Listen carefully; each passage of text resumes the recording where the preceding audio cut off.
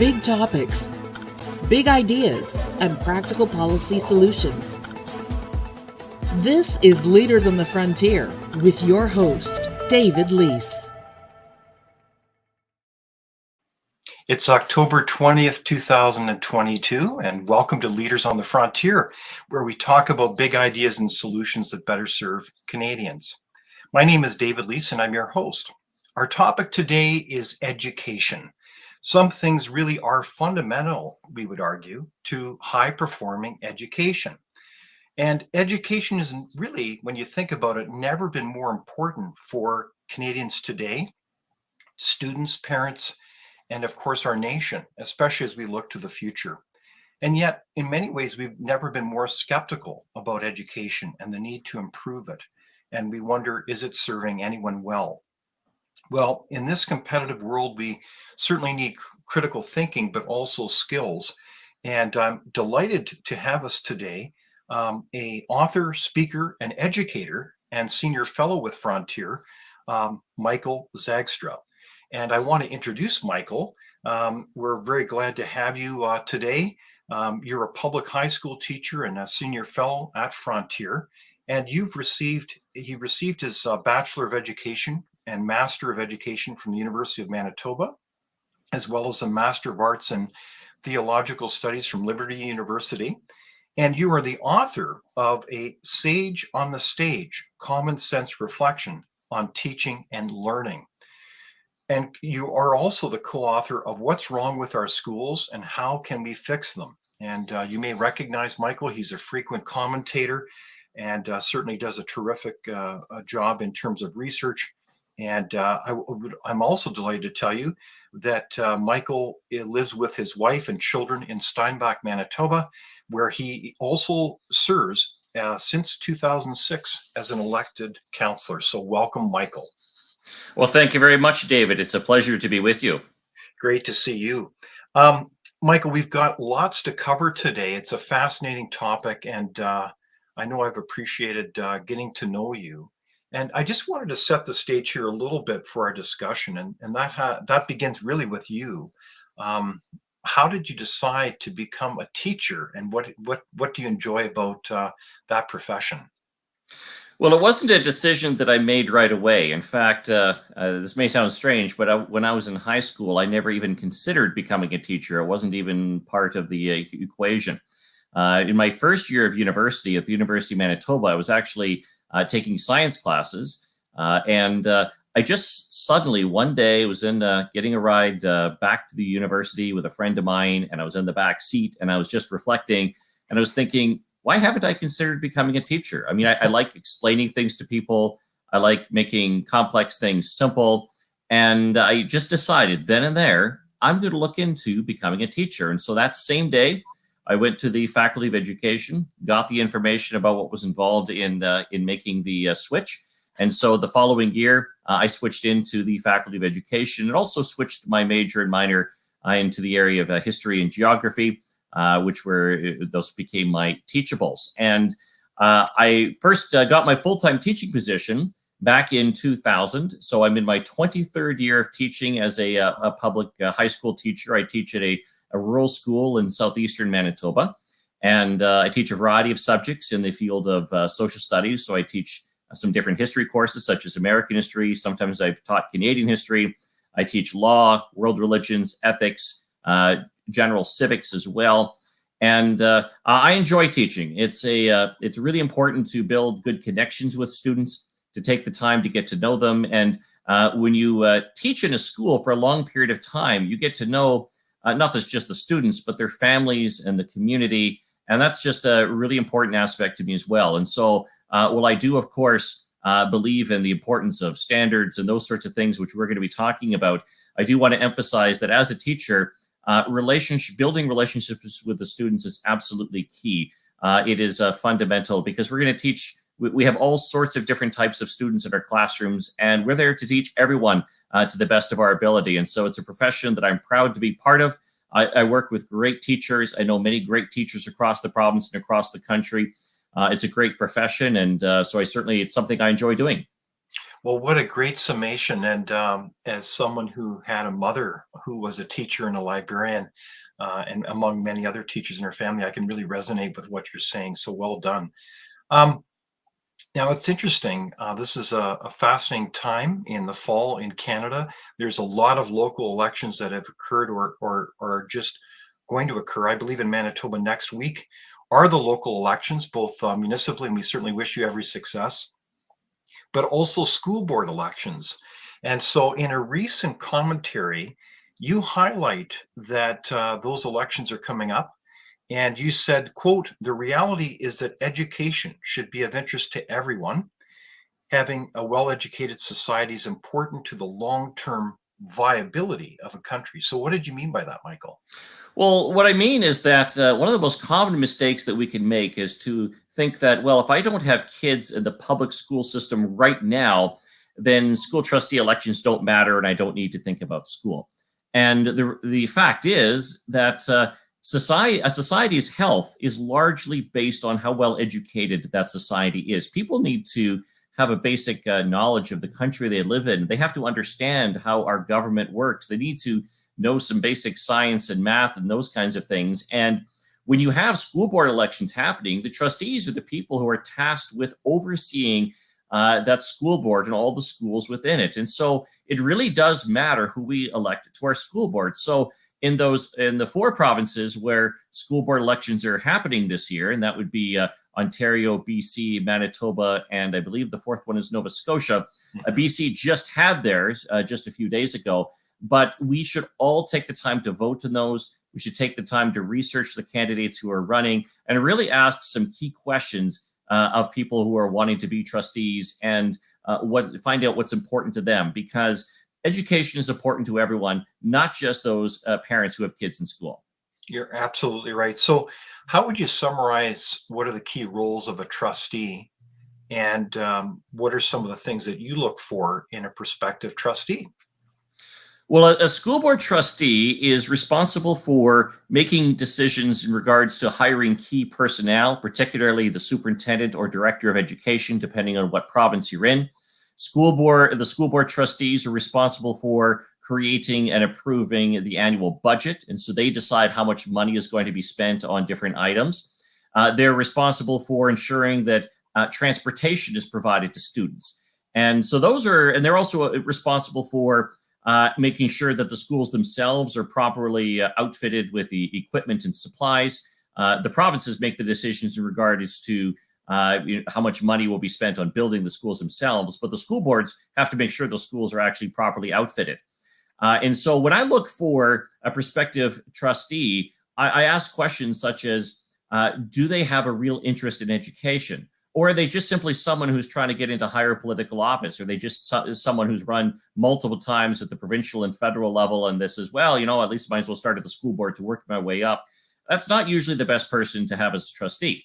I look at what are their priorities? Do they actually value academics? Or do they seem to be more interested in pushing their political views? I mean, if you look at their social media, are they highlighting all their political opinions all the time and saying very little about academics? That would be another red flag. And also, are they able to articulate what their budget priorities would be beyond simply asking the provincial government for more money? Because we know that every trustee will say, of course, they want more money from the province. That's understandable. But you have to make tough choices. And so what is going to be their priority? Are they going to be spending the money on more consultants, or are they actually going to put the money into classrooms? And so these are some of the key things that you should look for in a prospective trustee, and take the time to research it and find out how serious they are, and then vote accordingly. I really like your advice, Michael. So speaking of education performance, if we look strategically across Canada, and we know that education performance varies from province to province, and certainly, district to district, and indeed school to school. How do we compare in the so-called OECD countries? If we think of the list of, I believe it's 28 so-called development countries, how is Canada doing in education? Well, as you mentioned, David, it's very important to remember that we really have 10 different education systems, because each province is sovereign over education. That's how our Constitution divides up responsibilities. So we do not have a national education department. And then, of course, the territories follow the education systems of one of the different provinces. And so there is a lot of variability across the country. However, when you look at the OECD numbers, Canada as a whole, when you average it out, has historically been pretty good. I mean, we're fairly close to the top based on PISA, which is the Program for International Student Assessment, which is an assessment on areas such as reading, math, and science. And it's administered every 3 years. Canada has usually been in the upper part, considerably higher than the United States, for example. However, we have declined as an average over the last few times, particularly in the field of math. There's been some noticeable decline. So I don't want to overstate the problem, because overall, Canada still performs well as a whole compared to other countries in the world. But it is concerning that we have seen some noticeable decline over the last decade or so. So if we just back up for a sec to a really basic question then, what would you say is the purpose of education? I know this is a very historic question that goes back to ancient Greece and beyond, but what is the purpose of education? Well, this is one of the first questions that you typically get asked in a faculty of education class. And your philosophy of education, what's the purpose of it? I would say that the purpose of education is to ensure that we have a society that is comprised of knowledgeable and skillful people who have a good understanding of the country they live in, and are able to function effectively within it. And so we need to make sure that everyone has a common base of knowledge, that there are certain facts and understanding that we should all have in common. Doesn't mean that we shouldn't have any knowledge beyond that, of course not, but there should be some baseline things. I mean, everyone should know some basic facts about Confederation. Everyone should know some basic things about how meteorology works, so they can understand a weather report, those sorts of things. There are basic skills that everyone should have in common. Like everyone should be able to do basic multiplication and division and understand basic algebra and those sorts of things. That's something that we should all have in common. And we need to make sure that people know how to be good citizens. And so that means knowing about the voting process and taking the time to vote, and being able to discern between accurate information and inaccurate information. So if a student comes out of high school and they have solid literacy, they have good numeracy skills, and they have the ability to discern good information from bad information, and they're willing to participate in the society that they're coming into, and they have good employability as well, then we've done our job as teachers. Very good. So when you reference preparing people for citizenship, does that include teaching people about our shared values as Canadians? And obviously our society in Canada is really based on a framework of classical liberalism. I don't mean a party, but rather an emphasis on the rule of law, freedoms of individuals, like including free speech, and there's a whole host of them that really inculcate a sense of tolerance, but within those shared values. Do you think that's very much within our school system as you've experienced it?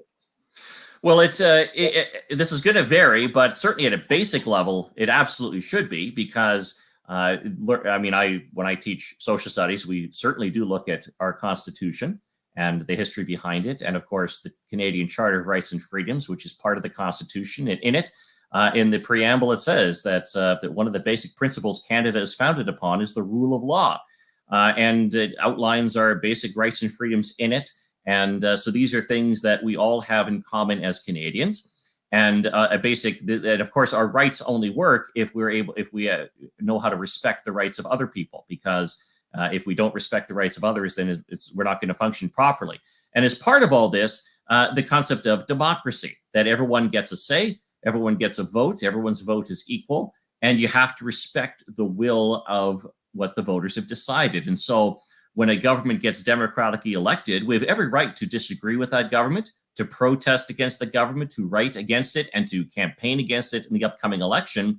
But at the end of the day, when laws are passed, it's pretty fundamental in a democracy like Canada that there has to be a respect for the rule of law. Otherwise, we don't function properly as a society. So that's certainly something that I emphasize quite strongly to students, there's nothing wrong with disagreeing with government, but make sure that you are operating within the bounds of the law that we have.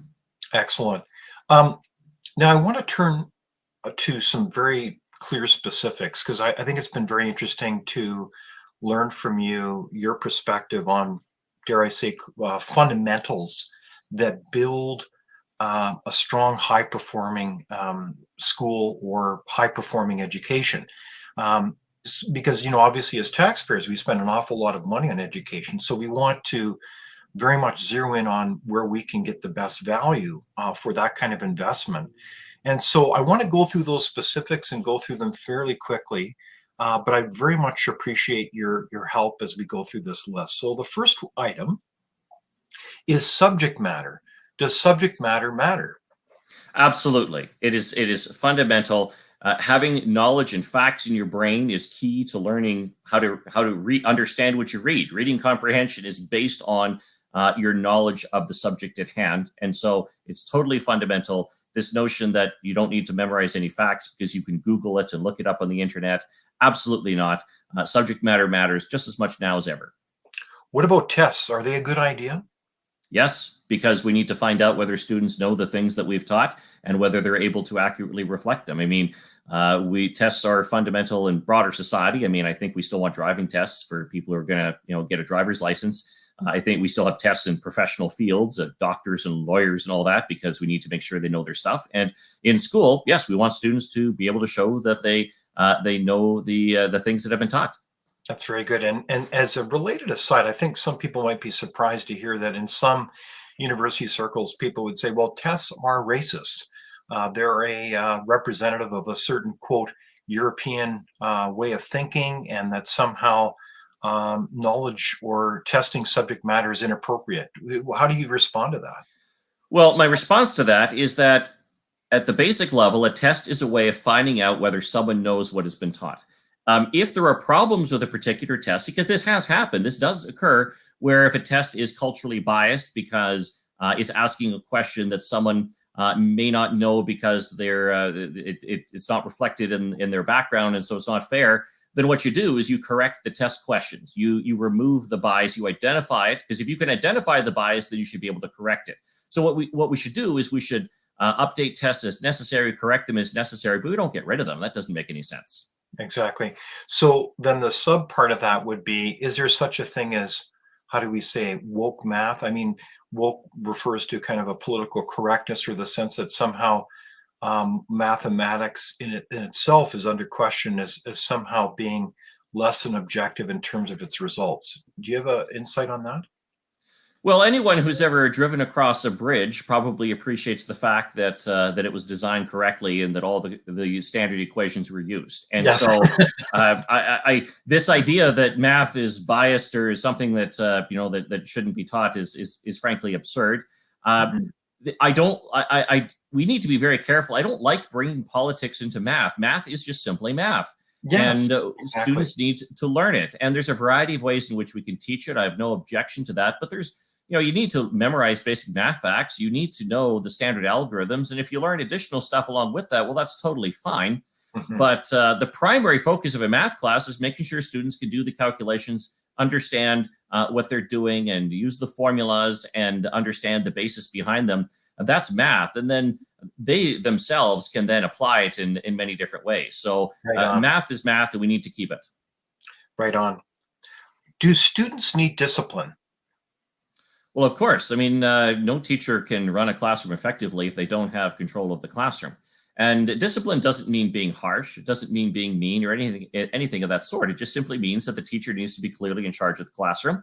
And the rules need to be clear, straightforward, and fairly enforced in a way that works for the class. And so in order to do that, you have to have discipline. And if you don't have discipline, your classroom turns into chaos. And when there's chaos, there's not a lot of learning happening.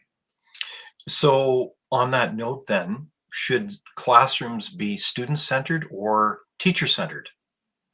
Well, we often hear the emphasis on student-centered. And if student-centered means that we're paying attention to every student and making sure that we're not leaving anyone behind, then student-centered is an appropriate term. But teacher-centered simply means that the teacher should be the focus when the instruction is going on. Yes, we want student input and we get students to contribute, but the teacher is the expert in the room, or should be the expert on the subject matter at hand. If the teacher's not the expert, then someone else should actually be teaching the class. And so you need to have, frankly, both teacher-centered and student-centered, depending on how the terms are defined. So let's talk a little bit about teacher performance. Does that matter? And if we think about, let me put it this way, are there good teachers and bad teachers? And if so, should bad teachers be fired? And conversely, if good teachers are excellent, should they be incentivized? Should they actually get a bonus, let's say? Well, there's no question that some teachers are better than others. I mean, this is the case in every profession, and so it is a little odd sometimes when sort of the claim is made that that a teacher is a teacher is a teacher. Yeah, at a basic level, but teachers aren't all the same. There's different levels of performance and different levels of ability to teach and different levels of ability to control a classroom and so on. Should bad teachers be fired? Well, of course. I mean, if you're not doing a good job of teaching and you're not showing any improvement and you're not perhaps willing to make improvements, or if it's just not the profession for you, then you shouldn't be in the profession. I mean, I don't think anyone would want a lousy teacher in the classroom if we can avoid it. As far as the question of incentives, I guess my answer on that would be mixed. As far as philosophically speaking, does it make sense that when a teacher is performing exceptionally well, that there should be the option of additional compensation? Yes, philosophically, I can see that. At a practical level, because I work in the system, I see how incredibly difficult it would be to actually apply that because, different subjects are so different, grade levels are different. And so I have not seen a school district anywhere in North America that has applied merit pay in a way that actually works effectively. And so, yeah, philosophically, I'm not opposed to the idea in theory, but in practical terms, I don't think it's really it's been implemented effectively anywhere, and so that's not an area that's not an area I choose to focus on now. Yeah, no, that's fascinating. So is rote learning a good idea, especially again with the internet when we can just kind of Google it? Rote learning just simply means that we memorize and we repeat. If the question is, should all we do is remote learning? Well, of course not. That would be an incredibly boring learning environment. I would want to be in a classroom like that. But should it be a component of what we're doing? Of course. Repetition is a way of enhancing skill. If someone is learning how to play the piano, you don't start with Beethoven. You start with basic scales. That's rote. You're doing the same thing again and again. And then that helps you go on to more advanced piano playing. And the same thing is true in school, regardless of the subject, but particularly in a subject like math, you need to repeat things in order to really know them. And so in order to get those, the multiplication times tables mastered, you're going to have to repeat quite a bit, particularly in the early grades. And yes, that is rote learning. If that's all you do, that's a problem. But again, I don't know of any teachers who do only that. If you could introduce me to a teacher who does only rote learning, I'd be interested in meeting them because I've never met such a teacher. But should rote learning be a component of what we do? Yes, especially if we want them to build up in basic skills. What about homework? Is that a good idea, Michael? It is when it's properly designed. If a homework assignment is poorly designed, if it's just work for the sake of work, then forget it. But if there is, for example, let's say the teacher is given some time to work on it during class, and let's say a student didn't use their time that efficiently, well, yeah, then it should be finished at home. Or if it's practicing skills that were learned in class, that could be appropriate. Studying for a test, that's homework. And yes, I even though I do give students some time to study during class, usually I don't give them enough that's sufficient. So yes, you would need to use some of your own time in order to study. And so, but the key is properly designed. If it's not properly designed, then forget it. A poorly designed homework gives homework a bad name in general. What about grades? How do you view that topic? Is it important to have objective measures of performance, or should it be relative to the performance of, and it's hard maybe for people to understand this, relative measures for the sense that, well, David is performing okay in that subject according to what David's capabilities are. So we'll give him an A, even though he's maybe not doing very well. Yeah, I think, to be honest, I think you need a little bit of both. Obviously, there's no such thing as a completely objective grade. There's always some level of subjectivity in there, but to the greatest degree possible. I mean, we do have curriculum outcomes or our standards, and I try to design tests and assignments that generally reflect those standards, and I try to grade them as accurately and as fairly as I can. There's still some level of subjectivity there, but I try to make the standards as clear as possible. And we do need to be honest with our grading, and that's why, again, trying to be more objective. At the same time, students aren't all the same. And you have students, for example, who are on modified programs, who have different learning disabilities. And we do need to be aware of that. And yes, if you're on a modified program, the grading is going to look different. It's going to look more relative. And that is okay, because we're taking the needs of individual students into account to that. But certainly having some reasonably objective grading is a pretty important part of the education system, I think. So within the school environment now, to what extent is it important to integrate students that may be kind of on the low end of performance? And conversely, how important is it to frankly zero in on the needs of students who may be on the higher performance end of academics, so-called gifted students? There's a pendulum on this, and it's always the debate versus streaming and versus mainstreaming. And so when you go in the streaming end, then you tend to have more separation. And so those of some of the listeners here have been around for a while might remember, the different classes being divided up into based on low readers and high readers and medium readers, and given names like animal names and all that to reflect that. Currently, we're much more in the direction of mainstreaming, where students are kept in regular class as much as possible, and then we just receive adaptations as necessary. My general thinking on this is that I think that to the greatest degree possible, it does make sense to have students in regular class as much as possible. At the same time, there are circumstances where particularly if you've got substantially different learning needs, where it makes sense to spend more time in a different learning environment where you're able to receive those specialized supports. And so my default setting is that, if at all possible, to be in regular class as much as possible, but also not to shut the door on a separate learning environment, particularly when the evidence is clear that it would be beneficial for that student. Okay. What about pass and fail? Do you fail students? I don't fail students. Students fail themselves if they don't do the work or study for the Good test. answer, Michael. At the end of the day, I mean, we do have standards, and students do need to do the work in order to pass. And again, there's a little bit of a difference on average between high school and middle years and early years. My personal thinking on this is, obviously, the older the student, the more the responsibility shifts to the student. I don't like it when students fail. And actually, I don't usually have a lot that fail, because I do try to keep on top of where students are at, and I try to be proactive on letting them know that, look, you've fallen behind, we need to get you caught up here. And I'm also very quick to mark stuff and hand it back. So it's not like, the work is just piling up and the students don't know where they're at. They find out pretty quickly. So I do want students to pass, but ultimately a pass should be earned. And that is ultimately, at the end of the day, it's what's best for the student, because that's what they're going to encounter when they're done school, is that you're only going to keep your job if you actually do the work.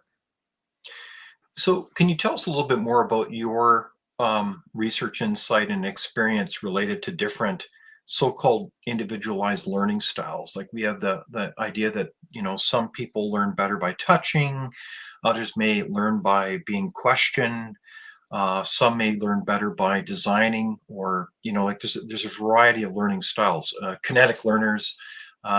So how do you take that into account as a teacher in that kind of holistic fashion, looking at all those learning styles?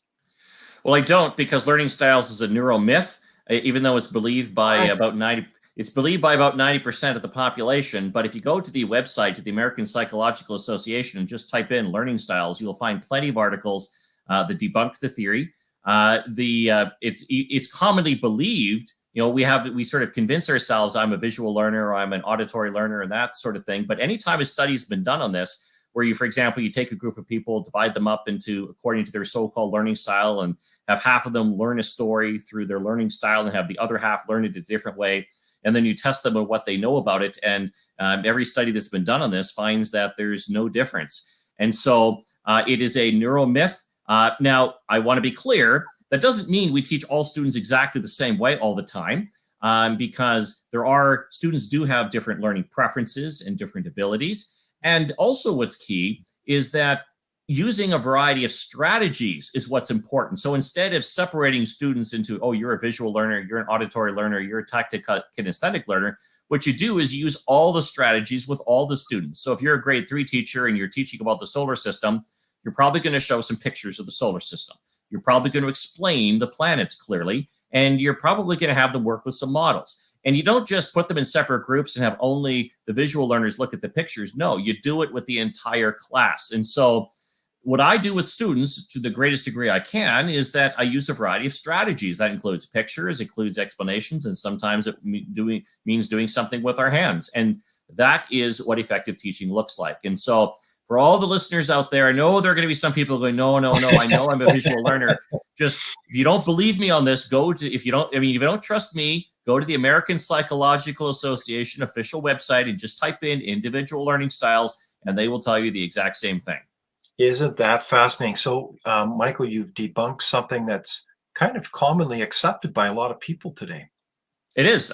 Surveys indicate about 90% of people believe in individual learning style. So I'm pretty sure there's some people listening to it that believe it, and will probably still believe it even after they see what the American Psychological Association has to say. And I mean, that's okay. You're entitled to your belief, but the evidence just does not support that theory. Well, speaking of theories and the need for critical thinking, how do we help students develop critical thinking? What skills are really needed for students to think critically? How do you go about that? Well, the very first and most important thing is we need to make sure students are knowledgeable about the subject at hand and eventually about society in general, because you can't think critically about something you know nothing about ever. If you imagine for a moment, let's say you're hanging out with a group of friends and you're talking about some controversial subject, and someone butts into the conversation and has no clue what you're talking about, has never heard of the country in question, and then jumps in with their opinion and says, I'm using my critical thinking skills to give my opinion here. I'm willing to bet you're most likely to tell this person you don't have a clue what you're talking about. Go look it up before you even think of offering your opinion.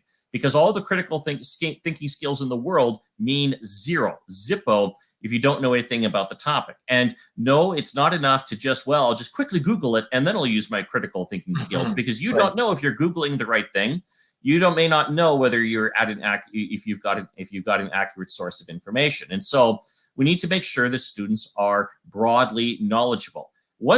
And as long as if we're doing that, then what we can do is we can then also be talking about the different news sites and how do we evaluate reliability and that sort of thing, and the different levels of expertise, and the difference between an official website and just someone's random blog. And so we need to do that as well. So there are some skills that come into question. But the one thing I want to emphasize is that critical thinking is not an abstract transferable skill. If you can think critically about, let's say, the factors that led to Canadian Confederation, because you're an expert in that field, that doesn't mean you're going to be able to think critically about a complex scientific question that you know nothing about. You need to have background knowledge about the subject at hand in order to think critically about it. And this is something that has been researched. It has been tested as far as putting different groups in and evaluating whether one scientific concept transfers into another. And the answer is no, it doesn't. You need to know a lot. And that's why I emphasize so strongly the importance of content knowledge and having a broad knowledge base. I think that's a wonderful answer. I appreciate that so much. And it's actually quite a humbling reality, isn't it, that we can be so vulnerable if we think of ourselves as, quote, educated, when in fact we're not. We really don't necessarily know much. Yeah, and it's important to recognize when we don't know something about a topic, and that we should probably refrain from jumping in too quickly. And so there's a lot of people who have opinions on everything. And if you have an opinion on something that you can't really explain, and in particular, here's a key way of, in terms of finding out whether you actually are thinking critically about a topic. And the key question is this: do you understand and have the ability to effectively explain and describe the position opposite from yours on whatever position you have on the topic that you hold? So if you have a strong opinion about that you're in favor of having changing our electoral system to from the first past the post to more of a where you're voting based on, what's the term again here? Proportional representation. Yeah, proportional. See, I do have content knowledge here, but it slipped me for a moment. But let's say you're really supportive of proportional representation, but you don't have a clue how first past the post works and you can't explain that, then you're actually not able to think critically about it. You need to have a pretty good understanding of both in order to then weigh in credibly with why you favor first past the post versus proportional representation, or vice versa. I think that's very well said. It reminds me of why it was so important to participate, in the debating society within a school setting, where you would argue vehemently for one side for an hour and then flip teams and argue the reverse case. So that's a very good reflection, Michael. I'd like to reflect now a little bit about the larger education system and policy. We have a large education bureaucracy or system within the country and within provinces. So let's just go to a key role within every school board. And what is the role of the school board superintendent? Can you summarize that? Well, it's a key role. The school board superintendent is responsible for setting the basically administering the school board as a whole. The superintendent is or director of education. Again, some provinces the terminology is different. That's the one employee that's the employee who reports directly to the school board trustees, and so they're the link between the school board and the schools. So the superintendent plays a key role in hiring principals for the schools, and of course, principals definitely set the tone. The superintendent makes decisions about the overall direction of the school board in terms of how they're going to implement the priorities have been set in. So, for example, if the trustees have said, we want to focus on improving math scores, the superintendent is the one who's typically going to be deciding, well, what's the professional development going to be? What program are we going to use? Which types of textbooks are we going to use? Now, they can delegate, of course, but they're still the ones who are ultimately accountable for that. And they're the ones who are typically going to be answering the questions to the school board trustees about how far are you along in implementing the direction that we've given you. Exactly. And then if we look at further on in the system, we see that there's the provincial level. There may be a, quote, Department of Education or a Ministry of Education. So what role have you seen them play within the education system? Provincial departments of education set the curriculum, and obviously that is very important because the curriculum outlines what students are expected to learn. They will also set standards of, for example, certification rules. Again, it's a little different from province to province, but in most provinces, the standard for teacher certification is set by the province. The province also sets the requirements for, again, in most provinces, for what's required to become a teacher and such. And so that's also important. So they also have the power. I should be clear. They can give orders to school boards, and if school boards don't comply, they could dissolve the school board. This has happened in the past with Calgary, and I believe it's also happened in Vancouver, where entire school boards have been dismissed. And so you cannot defy the province. If the province says this is our priority, you are ordered to do this. If the school board refuses to do it, the province does have the ability to sweep aside that school board and appoint a new group of trustees. And so there is significant power at the provincial level.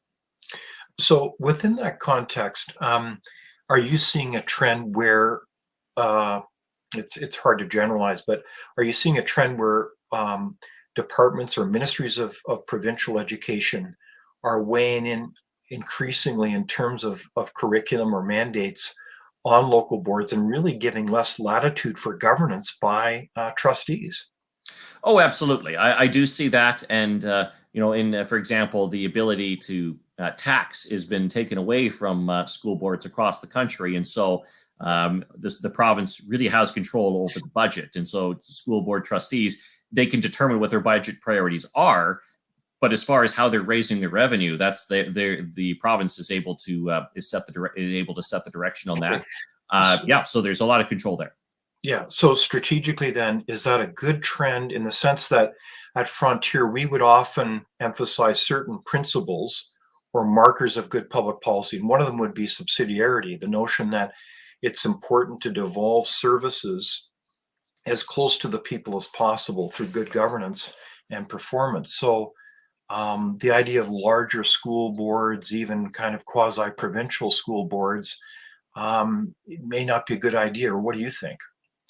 In provinces where amalgamation has happened, it doesn't lead to increased performance when you amalgamate school boards, and it also does not lead to cost savings. In Manitoba, we've had forced amalgamation back in around the year 2003, 2004, where we went the number of school boards was cut nearly in half, and it didn't save any money. It didn't really make a massive difference at the classroom level, though, and so. It was one of those things that you're using a lot of political capital to push something that really doesn't make much of a big difference. And so if someone asks me, am I in favor of amalgamating school boards? My answer is, well, I mean, if you do it or you don't do it, do you really want to spend that much effort on something that really is not making a big difference day to day? So my default setting is I prefer to be decisions made as close to the people as possible. And so I prefer to devolve as much as possible to the school level, frankly, and giving principals more discretion, because they're the ones who are really like on the ground, seeing how things are going in their school. Exactly. Yeah. Let's empower principals, and quite frankly, their partnership with parents to be involved in the school. So if we look at another part of that larger education system, of course, we think about faculties of education right across the country. What role do they have in preparing teachers in the school system? Well, the faculties of education hold the keys. I mean, they are the people who are educating future teachers, and you can't become a teacher without going to a faculty of education and graduating with an education degree.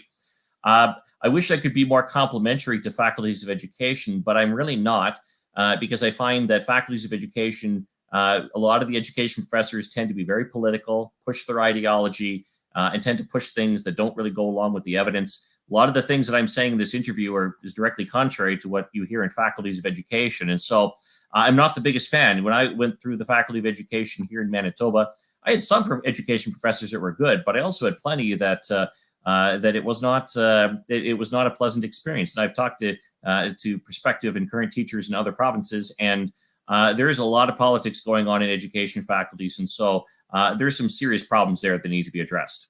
So strategically then, why is that? I mean, in my own experience with faculties of education in different parts of the country, I would make a similar observation. In fact, it's hard to believe that so many faculty members would be, I mean, it sounds absurd, but really self-identified Marxists. So why have these become these petri dishes of political activism and ideology? Is there an easy answer to that? It's not just one easy answer, but for those who want to know the history of the battle in education faculties over education beliefs and philosophy, the best resource I'd recommend is Dr. Diane Ravage's book, Left Behind. And I think the subtitle is A Century of Failed School Reform. And in it, she chronicles the debate that happened in the early 1900s between more progressive education professors who were pushing things that I don't think are that effective versus the more traditional ones that talked about knowledge and skills and emphasizing the things that I've been talking about in the interview. And to put it bluntly, most of the battle happened at Columbia Teachers College, which is the biggest and best known education faculty in North America. And the William Herd Kilpatrick, it was the progressive, and William Begley was the traditionalist. Kilpatrick lived longer and had more students and was more influential, and so he ultimately won the battle. And so he ended up educating huge numbers of education professors, who became education professors themselves, and it's just spread out from there. And so, but that book is really good. Diane Ravage has gone a little off the rails with some of her more recent stuff, but her analysis of the historical background is very good. And I did actually send her a message a few years ago asking, even though she's changed her views on everything else, does she still stand by the historical analysis? And she said that she did. And so that's a good resource to go to. But basically, to put it simply, the progressives, they were more strategic, they lived longer, they were more effective at getting their ideas out there, and they took over the education faculties. And now it's pretty difficult for anyone who's more traditional to become an education professor. Okay, so I think that's a wonderful reference, and it kind of strikes to the heart of the fountainhead or the origin of some of the things that are happening in education today in Canada, where you have the quote progressives, or really, dare I say, statists or leftists who really believe in the importance of the state in educating your children, and others that would say, well, no, the primary owners of children are actually parents, if you will, the persons who are responsible for education are parents. Is that it? Well, that summarizes a lot of it quite well. I mean, I do believe that parents remain and are the primary educators of their children. I am not in any way seeking to take the role of parent away from parents. I try to be very open and upfront with parents. I don't hide information from them. And schools are part of a community. And schools need to work within the community. Schools are a reflection of the community that they're in. And that means that they're going to look a little different from community to community, and that is Mhm. okay. As a teacher, my role is not to try to change the community, make it something different than what it is. My role is to educate students, and so that way they learn things that they may not learn if they weren't in school. Because especially when you get to the high school level, there's more specialized content that most parents would not necessarily have. And so we make sure that schools are a resource and make sure that students are well educated. But I am in no way interested in taking the role of parent away from parents. We need to respect them and work with them. Well, that's reassuring, Michael. So in this context, and this is, I think, an interesting question to you, because I mean, you have a long history as a professional, as an educator, and as a research analyst, and you are in the public system. So my question is this: as we go along on this path where the so-called progressives, leftists, if you will, have kind of essentially taken over the faculties of education, do we risk undermining the kind of legitimacy or the sense of approval that the public will have to support public education? Like, why wouldn't we just, instead of giving money to the school, why wouldn't we just empower parents to choose where they want to send their child to a school? A school voucher system is a really good example, and there's variations of it. But where do you stand on that then? Well, I would say that if one wanted to destroy the public education system, the most effective way to do it is to make communities lose trust in their public schools and send the message that we're there to indoctrinate your kids, we're Exactly. there to push our ideas on them. And I believe in public education. I think parents should have choice. I fully support having independent schools as an option, having charter schools. I think that's an appropriate choice. And I also, of course, believe that we should have public schools. But in order to preserve public schools, in order for them to have the trust of the community, we need to be able to educate all students fairly. And that means that we're not known for pushing any particular ideology. We're there to educate students. We're there to help them learn basic facts and knowledge and how to become good citizens, regardless of what the political beliefs of their parents have to be. And so I want students, regardless of whether they come from a home that's more on the left or a home that's more on the right or whatever, they should be open. They should feel comfortable and safe in every classroom, and not feel that their teacher is judging them because of the views of their parents. And when a school loses the trust of the community, that's when parents pull their kids out of the school. And that's when, and again, I have no problem with parents making choice. They have every right to make a choice, and they could also choose to homeschool. That's also a valid choice. But it's very unfortunate if the reason they're making that choice is because the public education system isn't providing them with what they need. That should not be happening. If a parent, after considering all options, decides to pull their kid out, I really hope that it's not because the public education system is pushing views on students, because that's not good for anyone. I think that's well said. So let's just dive into that a little bit. So the schools have been a bit of a battleground in Canada, in some schools, not all, I would say, but there's some really striking examples where schools have become a dysfunctional battleground, I would say, for this cultural war. You've got important points like an emphasis in some schools on political activism.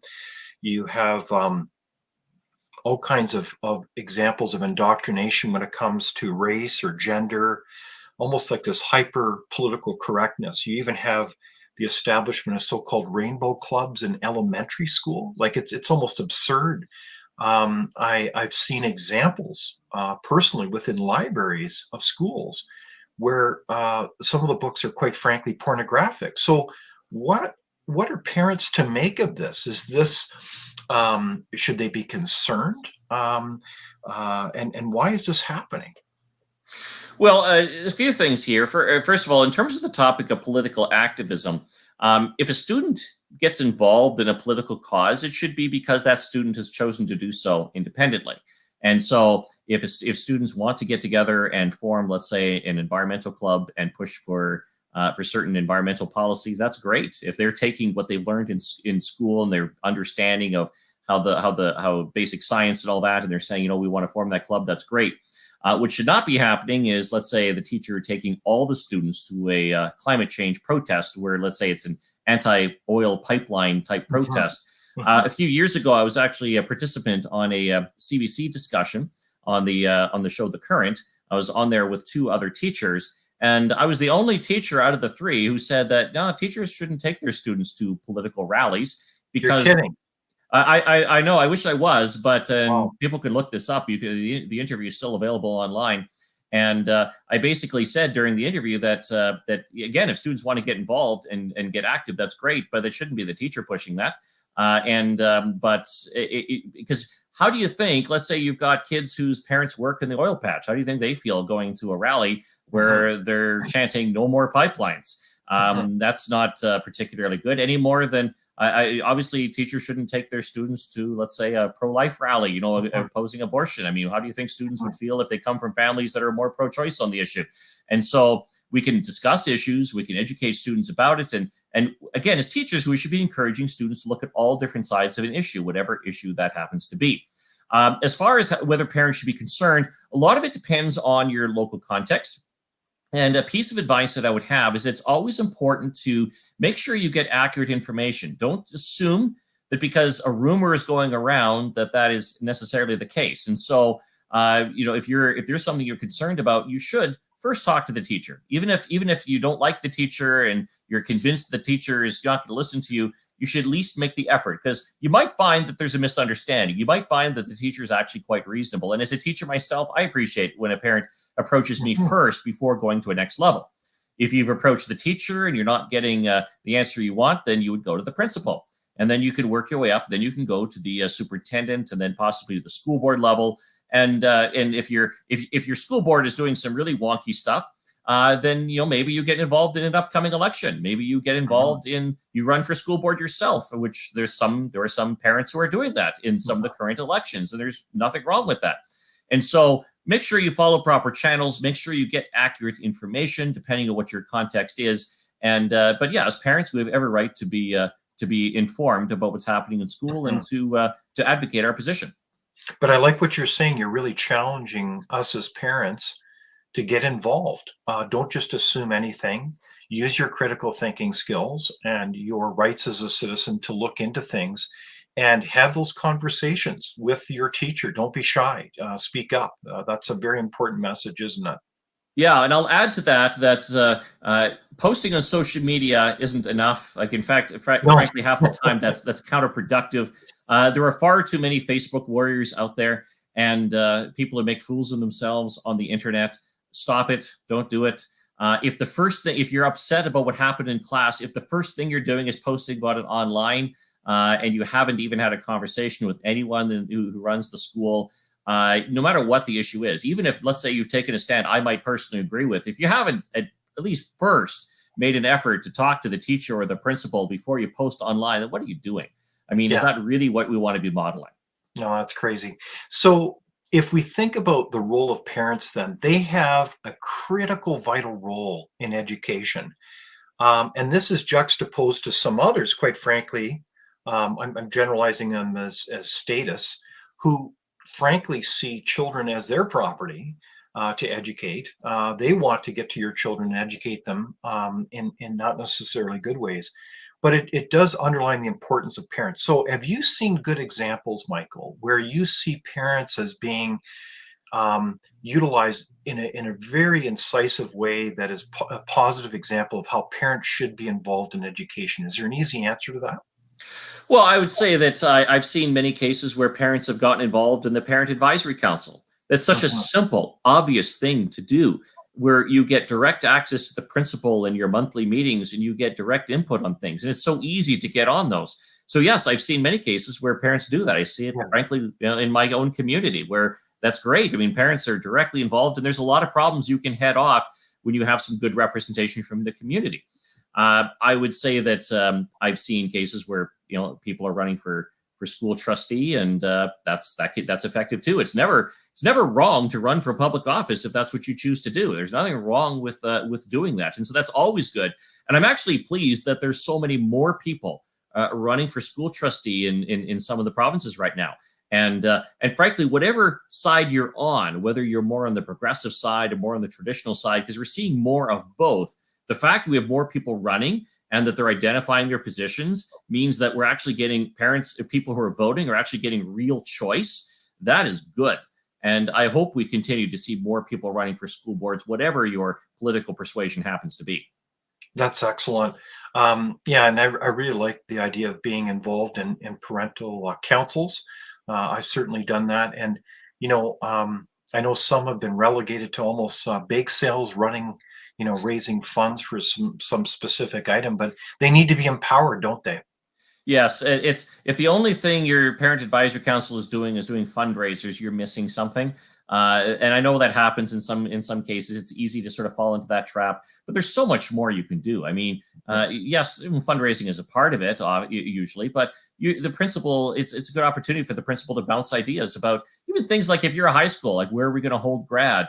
This facility is not large enough. Are we okay with going out of the community for our graduation ceremony? If, let's say, it's a small town, how do we want to divide up the classes in the school? Where should we put the middle years? And getting parent input. Dress code, that's a good one to get some initial parent input on before making a change. There's all kinds of stuff that you can address at a parent advisory council level that is just simple practical application for schools. Absolutely. And I like your challenge to get involved in the political process. I always marveled in my own experience how so many school board trustees, ironically, had no children in the school system. And it was often more or less carrying a kind of a particular philosophy or agenda, if you will. And I think there's a real role for people who have children in the school system. Um, so I want to talk a little bit about Canada's history. And one of the things that's amazing about Canada is its history. It goes back a long, long time in its different forms, whether it's geological or peoples going back thousands of years. And one of the concerns I have is that, or observations, that in some schools we don't really have a lot of history. Um, do you share that concern, and how do we strengthen that perspective on history, including even um, history of Canada's role in the world, including military history? I do share that concern. Only about, and I'd have to check the exact list again, but only about half, or it might even be slightly less than half of provinces have a mandatory Canadian history course at the high school level. Sorry, can you repeat that again? Only about half of provinces have a mandatory Canadian history course at the high Wow. school level. Manitoba is one of them. And this is where I will single out my province for praise. I think we actually have a pretty good history course at the high school level with a decent textbook that we are able to use as well, which does cover key moments in our history, which includes military history. Back in about 2011 or so, 2012, a former Minister of Immigration and also now former Alberta Premier Jason Kenney brought in a new citizenship guide for prospective Canadian citizens. That's that guide that gives you Yeah. the information you need to pass that test. That guide is fantastic. Mhm. And it's got lots of good info in there. That's the kind of stuff that all students should know. We expect new citizens in Canada to know these things. So students should know, of course, about World War I and World War II, and they should know about Confederation, and they should know about the Great Depression and key moments in our constitutional development. These are fundamental things. And starting in elementary school, of course, there should be history, but there should be at minimum one mandatory high school Canadian history class preferably going in chronological order, because if students don't know the basics on this, if you learn it in a thematic way, I mean, there are teachers who can do it and they can do it reasonably well, but it could get confusing if you don't sort of know the proper sequence of events. So I prefer a more chronological approach, but even frankly, even if it's thematic is better than nothing. And we really do need more Canadian history in our schools. But that strikes me as a really practical thing that could be done in every province to make a real difference. In fact, frankly, students coming out of that course should write the citizenship test to see if they even pass it. And that would be a good exercise. That citizenship guide is really good. There's lots of good information. There's only about 30 or 40 pages long, but it's just packed with information. I think we can make sure students know at least that as far as Canadian history. So backing up a little bit, COVID-19 and those associated lockdowns had a profound impacts on people of all age, including children. And when you close schools, that's a significant decision to make. What was your sense of the impact of that on children and education in Canada? Extended school closures were profoundly negative for the majority of students. Remote learning is a poor substitute for in-classroom, in-person learning. There were some students who thrived in that environment. That was not most students, certainly not in my experience and not in what I'm seeing in other parts of the country. When schools were initially closed back in March of 2020, the decision was understandable at the time because we had limited information on COVID-19 and there were real concerns that the virus would be really deadly, including for students. We just didn't have a lot of information, and governments were trying to err on the side of safety. However, as the weeks went by, the evidence started to pile up pretty quickly that children were the demographic group that were least impacted by the virus. And so schools should have reopened more quickly, and they should have stayed open after that point. And so the fact that schools continued to be shut down after that for periods of times, and the fact that teachers' unions were some of the strongest advocates for closing schools, was extremely disappointing. Schools are so essential. Schools are where, for many students, it's where they get their healthy food. Schools are where students have social connections. Schools are where we provide, frankly, students with standard vaccines and other sorts of medical observations. Schools are where students are able to talk to teachers if they're experiencing abuse at home. And so you cut all that off, and students end up being profoundly damaged. And then let's add on top of it the fact that you just can't teach reading and writing and math and those sorts of things nearly as effectively over a screen. I mean, teaching a grade 1 student how to read over a screen, that is not remotely the same thing as learning in person in class. And so I really hope we don't do that again. Students should not have borne as much of a burden as they did. Children, again, the virus for children had less impact than on adults in terms of the physical impact of the virus. But as far as the mental health impacts, they experienced some of the worst of it. And that was really unfortunate. Yeah, really, really quite horrific in terms of the negative impacts on children.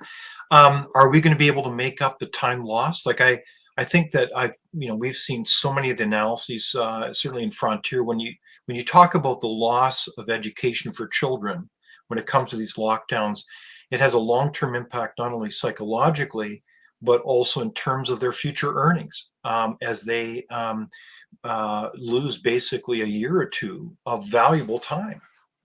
I certainly hope we can make it up. And one of the key ways to make sure we make it up is to keep schools open. I know that right now in Ontario, there's the prospect of strikes of support staff and possibly even teachers later in the year. I really hope that doesn't happen. And the government of Ontario said they're determined to keep schools open. Well, they better do it so we need to make sure that they stay open. As far as getting students caught up, I do believe it's possible. And one of the things is because this was almost universal, schools being shut down for a period of time, is that all those students are kind of in the same boat as far as they all lost a lot. And so it's not good, but at the same time, it's not like, most of society was open and then some were closed. And so it's sort of the same disadvantage everywhere. But of course, if you were a kid in a more wealthy home, then your parents could probably afford, let's say, private tutoring and all those other sorts of supports. And so, again, school closures impact students from low socioeconomic homes the most. And so if we want to be fair and if we want to ensure good education for those students in particular, we got to keep those schools open. Well said. So, Michael, as we come to a close of our discussion here, I wanted to ask you a hypothetical, but I think it's still a very meaningful question. And that would be, if you were the Minister of Education tomorrow, what would be the top 2 or 3 things that you would do to improve our educational system? It's a interesting question because it depends a little bit on the context I'm in. I mean, we're talking in the hypothetical, and we're sort of talking in the sense of that obstacles would be able to be cleared away so that these things are actually doable. If I were an education minister, I would want to have a look at the curriculum and ensuring that we beef it up as far as the content, the knowledge that we're expecting students to have, and the basic skills, and ensuring that it's that knowledge is built on sequentially. That's not an instant fix. That's a long-term thing, but it's one of the most important things. And the problem in politics is that short-term usually tends to win out, but long-term, that's a multi-year project. But that's so fundamental. On a shorter-term basis, I would ensure that we have standardized testing at multiple grade levels.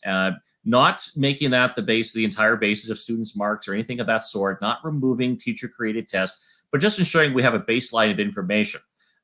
In some of the provinces, such as Manitoba, Saskatchewan, where you have very little in the way of standardized testing, the only time we get new information is when the new PISA data comes out. And that's ridiculous. Why do we have to wait every 3 years for an international study assessment to find out that, but we're not doing very well? Maybe we should create tests within the province that are administered across this province, and then we can actually use that information to improve how students are doing. And then also, I would want to take a look at governance models and ensuring that are we actually operating in the most efficient way possible? Are there some things that we can devolve perhaps further to the school board level and perhaps empower them in certain areas so that we don't have these constant turf wars that we often tend to see? Those are all sort of big, high-level things, but I think they are. I think they're important, and so no quick fixes here. Being an education minister is no easy job, but we need to get out of this rut of always just going for the short-term fix and just making a quick announcement, throwing some money at it, and assuming we fix the problem. Well, that's a great answer, Michael, and that brings our time together to a close. And educator, columnist, and senior fellow with Frontier and for the Center for Public Policy, Michael Zwaagstra, we're so glad for this conversation and for your leadership and wisdom and for joining us here today. Well, thank you very much, David. It's been a pleasure to be with you. Thank you. Well, that brings our time together, our discussion to a close. Be sure to stay tuned and subscribe to our newsletter. And I also want to highlight that our next Leaders on the Frontiers on November the 17th will be joined with the renowned legal scholar, Dr. Bruce Pardy, on the state of law in Canada. From the Constitution to rights and freedoms, to legal education, to the appointment of judges. Do we really have the rule of law in this country? And should we as citizens be concerned? So don't miss this incisive 360-degree review, if you will, of the state of law in Canada. I also do want to highlight that on November the 9th, Frontier will be hosting a luncheon with the Honorable Grant Devine, the former Premier of Saskatchewan, as he reflects on the watershed moment of policy as Saskatchewan moved from socialism to its current ethos of open markets and privatization. So that brings our session to a close. Be sure to look at our website and sign up for our newsletter and subscribe to our channels on YouTube and Rumble. And thank you to all who donate to the Frontier. Your support makes Frontier possible. We are a nonpartisan organization and we do not accept any government funding. Your support makes it happen. And remember, without open discussion and debate, you're not thinking and nor are you free. So keep asking good questions and do not be afraid. And then on behalf of all of us at Frontier, thank you so much for joining us. Thank you for watching Leaders on the Frontier. We're a nonpartisan think tank. We explore ideas, policy, and practical solutions that can make a difference in the lives of Canadians. We do not accept any government funding. We work for you. Thank you for supporting Frontier. Visit fcpp.org to give. While you're there, be sure to check out our latest articles and research. Without open discussion and debate, you're not thinking, nor are you free. Comment below. We'd love for you to join the conversation.